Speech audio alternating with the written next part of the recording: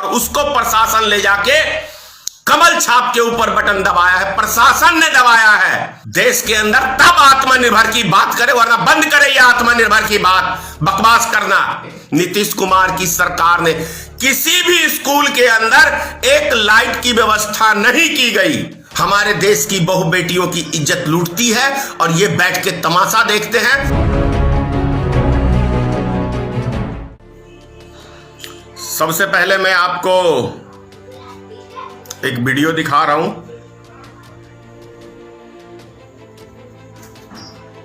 भाइयों बहनों, अरे दुनिया के पढ़े लिखे देश भी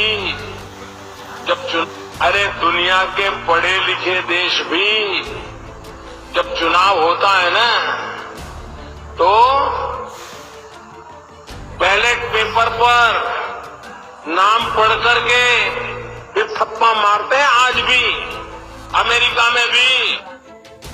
भाइयों बहनों, अरे दुनिया के पढ़े लिखे देश भी जब चुनाव होता है ना, तो बैलेट पेपर पर नाम पढ़ करके फिर थप्पा मारते हैं। आज भी अमेरिका में भी। भाइयों बहनों, आपने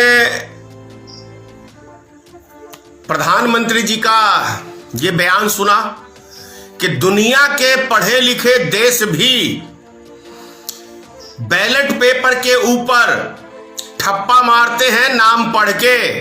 दुनिया के पढ़े लिखे देश भी, ये मैंने नहीं कहा है, ये माननीय प्रधानमंत्री जी ने कहा है।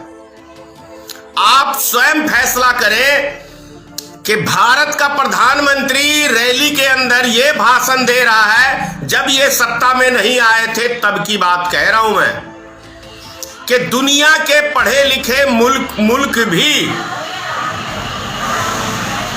बैलेट पेपर पे चुनाव कराते हैं, अमेरिका जैसा देश भी। फिर भारत के अंदर ऐसी कौन सी बीमारी फैल गई है भाई कि भारतीय जनता पार्टी ईवीएम का सहारा ले रही है? जितने विपक्षी दल हैं एक एक करके ईवीएम का बहिष्कार कर चुके हैं, लेकिन भारतीय जनता पार्टी ईवीएम के ऊपर अड़ी हुई है। क्यों? क्योंकि ईवीएम में घोटाला होता है। इसका जीता जागता प्रमाण मैं हूं स्वयं। मैं भी इससे पहले यह सोचता था कि कहीं यह बातें झूठी तो नहीं है, लेकिन मधुबनी बिस्पी विधानसभा के अंदर जो चुनाव के रिजल्ट आए हैं और जो चीजें मैंने अपनी आंखों से देखी है, मैं दावे से कह सकता हूं, 100% दावे से कह सकता हूं कि ईवीएम घोटाले की वजह से भारतीय जनता पार्टी यहां चुनाव जीती है। अब बताता हूं मैं आपको यह कारण कहने का। परसों की बात है, परसों शाम को मैं मधुबनी किसी काम बस मधुबनी गया था। किशोरी लाल चौक पे, किशोरी लाल चौक का एक रास्ता आरके कॉलेज की तरफ मुड़ता है जिधर काउंटिंग है, और एक भरी हुई ट्रक, बक्से से भरी हुई ट्रक आरके कॉलेज की तरफ गई। मैंने उसी टाइम कहा मेरे साथ जो बैठे हुए थे कि ये ट्रक का अभी आरके कॉलेज की तरफ जाना मुझे संदेह पैदा करता है कि कहीं इसके अंदर ईवीएम तो नहीं। और कल जो चुनाव के रिजल्ट आए हैं वो ये साफ पता कर दिया, क्योंकि कम से कम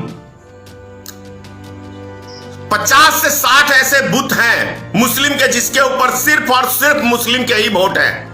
उसके ऊपर 100, 150, 70, 80 भाजपा को वोट मिलना, जहां पे कुल पोलिंग 250-300 हुई है, उसके अंदर आधी या 40% भाजपा को पोलिंग होना अपने आप में एक सवाल खड़े होता करता है।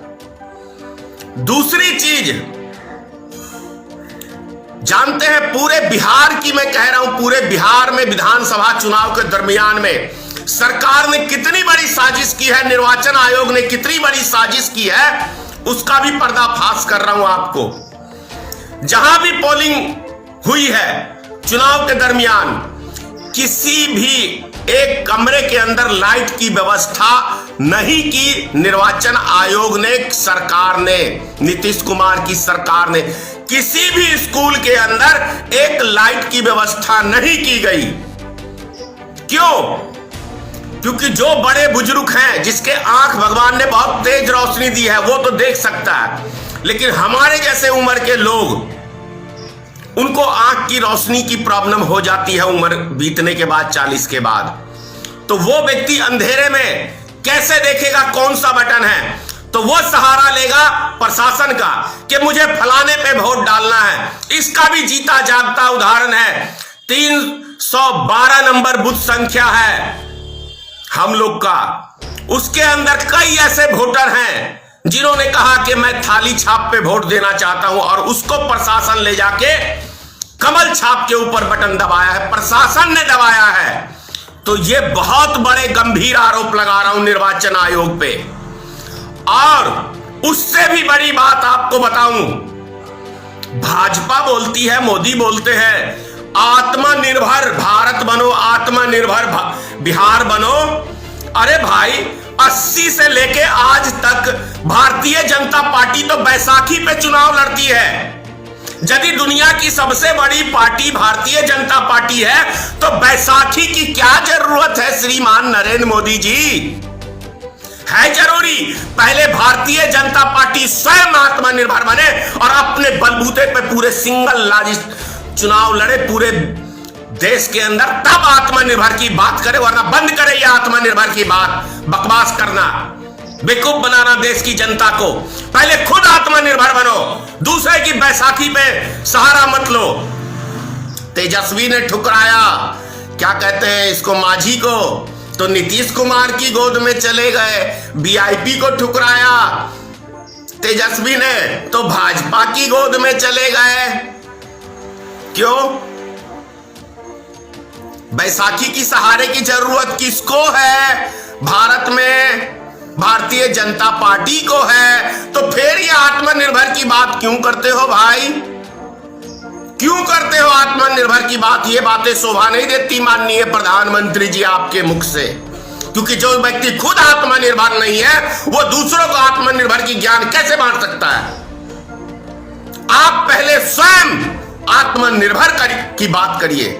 और एक बात और कहता हूं, जो मैंने अभी कुछ दिन पहले कहा था कि मोदी जी को और योगी जी को भारत माता की जय बोलने का अधिकार मैं नहीं समझता हूं है, क्योंकि ये भारत माता का अपमान करते हैं, हमारे देश की बहु बेटियों की इज्जत लूटती है, और ये बैठ के तमाशा देखते हैं और अपराधियों का साथ देते हैं। इसलिए मैंने कहा था कि भारत माता की जय कहने का अधिकार नहीं है देश के प्रधानमंत्री को, नहीं है योगी आदित्यनाथ को। तो ये भाषण में कहते हैं कि हमें भारत माता की जय रोक लगाने का काम करते हैं। तो सोचने की बात यह है